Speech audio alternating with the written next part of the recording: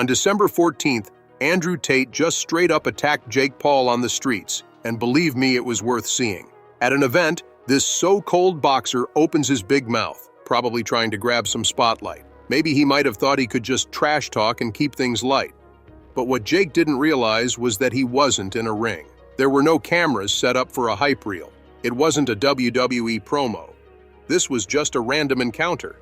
And suddenly, it was real. Champions of the past, we have world champions of the present. Marissa Shields in the building. Jake Paul, it's clear to me you are desperate for a reality check. You know what? If I made my money impressing 4-year-olds on YouTube and managed to somehow become a multimillionaire from it, I'd probably live in a dream world too. But let me explain something to you about combat sports. There are a whole bunch of men out here who will never be as famous as you, will never make the money you've made, who would kick the living fuck out of you. Andrew Tate, keeping his cool as always, approached Jake in a way only he could. He wasn't there to engage in a verbal sparring match. He was there to send a message. You don't trash talk someone like Andrew Tate and get away with it. The biggest clown on the fucking internet. If you want to fight and you want to send a contract, send one to me. I will take a few weeks break from living my retired life to kick the living fuck out of a fucking goofy, fucking entitled dickhead like you. You know my name, Andrew Tate. In that brief moment, I guess Jake realized this isn't a YouTube video anymore. No punches had landed just yet, but Andrew Tate's physical intimidation alone was enough to make Jake's bravado slip for a second. You could almost see the gears turning in Jake's head. Wait, this guy's for real. Whatever conditions you want. 2 brothers, 1 cage. Jake Logan, you Tristan. Who comes out alive? You know what? I'm trying so hard to not start internet beefs. I'm really trying not to. You could say Jake and Logan, man. Bro, don't worry about it. No, I can't lie. But I'm going through life. I'm trying to live peaceful now. And we all know there's history between Jake Paul and Andrew Tate. And it's more than just the typical YouTube versus social media star drama. This is personal. Well, as personal as it gets when we're talking about 2 extremely self-confident, if not downright arrogant, individuals who've built their entire careers on attention. But hey, sometimes the spotlight gets a little too bright, and that's when things explode. Andrew doesn't need money. He's sitting pretty on $710 million. What's really at stake is respect. Now let's get into what happened.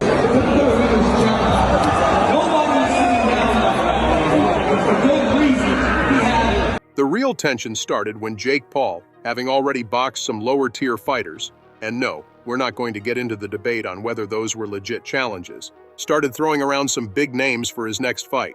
Now, Mike Tyson is a legend. You don't just call out Mike Tyson unless you're really confident, or perhaps just naive enough to think you can take him down. Jake Paul was trying to cash in on that. Tyson, naturally, wasn't having it. The thing is, Jake's approach was all about the money and the spectacle. He was looking for a fight that would not only make him famous, but would also generate millions in ticket sales and pay-per-views. What better way to do that than challenge a living legend like Tyson, right? 3 weeks ago, Venture the Unknown commented that Andrew Tate will knock Jake into next year. Except there was one tiny problem. Mike Tyson, a heavyweight champion with a legacy in the sport, wasn't interested in this circus act. Tyson's been through enough to know when it's just a publicity stunt, and he wasn't about to get involved. So, Jake was left in a position where he had to find someone else to keep up with his big talk. Tate saw this as an opportunity. Not only was Jake Paul trying to challenge legends, but the kid was also avoiding real competition. Tate was never shy about calling out fake toughness. He's got his own reputation in combat sports, albeit not in boxing. He's an accomplished kickboxer with multiple championships under his belt. He has a reputation of being a no-nonsense kind of guy, someone who isn't afraid to speak his mind. And let's be honest, this whole Jake Paul fight narrative was practically begging Tate to step in. So, naturally, Tate did what anyone with a significant ego and a history of challenging people would do. He called Jake out. Tate's call-out wasn't subtle. No, this was a massive challenge. He wasn't looking for a charity fight. He wasn't even interested in a friendly spar like Jake's other opponents. This was about money, serious money, and respect. Yeah, he'll never do that, though. He knows. He knows way. One, he's under contract. And two, he's not his own boss. And 2, he won't do it. He knows better. He might And it's say, funny to say, like, yo, Conor McGregor is scared of Jake Paul and will never. Andrew Tate, who, as mentioned earlier, is sitting pretty on $710 million, wasn't exactly in need of fame. He already had that. He wasn't struggling for money, but he had a point to prove. Jake Paul, a self-proclaimed boxing sensation, was going around picking fights with legends while avoiding real competition. This wasn't about winning another fight. It was about putting Jake in his place. Tate wanted the world to see that he, not Jake, was the one with the real fighting experience, the one who actually earned his name in the combat sports world. He was going to fight Jake not for money, not for fame, but to show Jake and the world the difference between talk and action. I'm one of the lucky ones. I made a little bit of money. I don't have 50 million to bet with you, but I do have 3 million to bet with you. So this is your offer. $3 million. You put 3, I put 3. Winner takes all. I'm 5 years out the ring. I'm a kickboxer. And how much was this fight worth? Well, no big deal. Just a casual $50 million. That's right, $50 million. Imagine that. In the ring, you've got Jake Paul, the social media king who's been raking in millions for his boxing matches, against Andrew Tate, the kickboxing champion with millions of followers and even more millions in the bank. On top of that, Tate's not just any contender. He's a seasoned fighter who has been sharpening his skills long before Jake ever thought of stepping into a ring. For Tate, this wasn't just about cashing in on the spectacle. It was about demonstrating who was the real deal. With a net worth of $710 million, he could have chosen any number of fights or simply retired to a life of luxury. But no, this was personal. And that's the difference. But let's say he would call you to fight. Would you take it? Yeah, I mean, Jake and I actually talk. He's an all right guy. There was a time we were talking about fighting each other, and I think if this arrest didn't happen, it probably would have come to fruition. We'll see what happens in the future. Now let's talk about Jake Paul for a second because, well, he's Jake Paul. And with Jake, you can always count on one thing. He'll never shut up. After Andrew Tate's call-out, Jake didn't back down. Oh no. He did exactly what Jake Paul does best. Talk trash.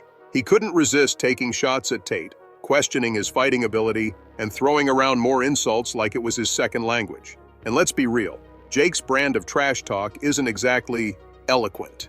Andrew Tate's just a washed-up fighter who's trying to stay relevant, Jake said in one of his many Instagram rants. This guy's nothing but an internet personality.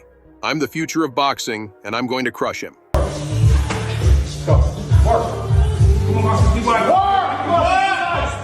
Come on, fight! There it was, the typical Jake Paul move.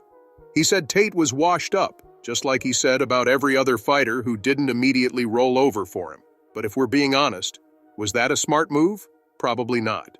Andrew Tate wasn't going to take those words lightly, and Jake should have known that. You see, Tate isn't the type to sit back when someone's questioning his reputation, and with his experience in combat sports, the man knows how to make a statement. But Jake Paul, true to form, couldn't help himself. In fact, the more Jake talked, the more he dug his own hole.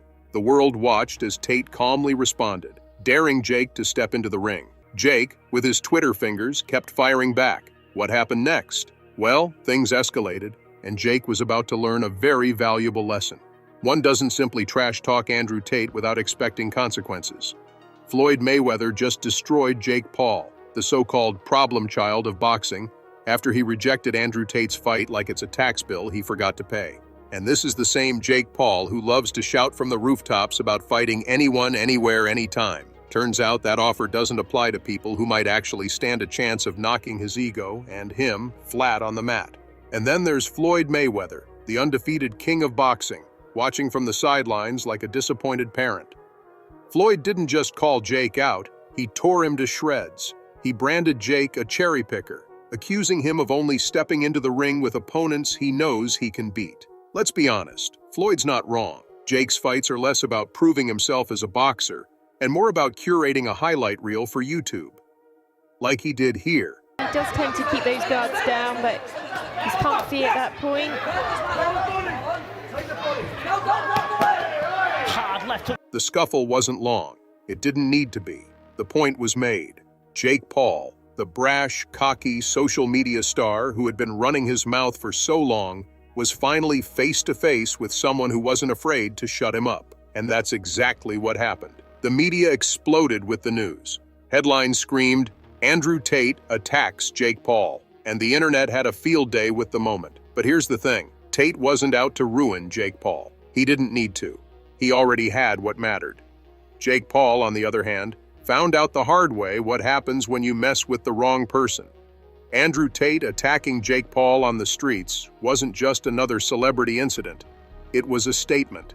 And if you're Jake Paul, you've got to learn something from this. Respect isn't something you just talk your way into. You have to earn it. And the next time you throw out insults, maybe think twice before it's someone like Andrew Tate who's there to remind you just how much of an illusion that confidence might be.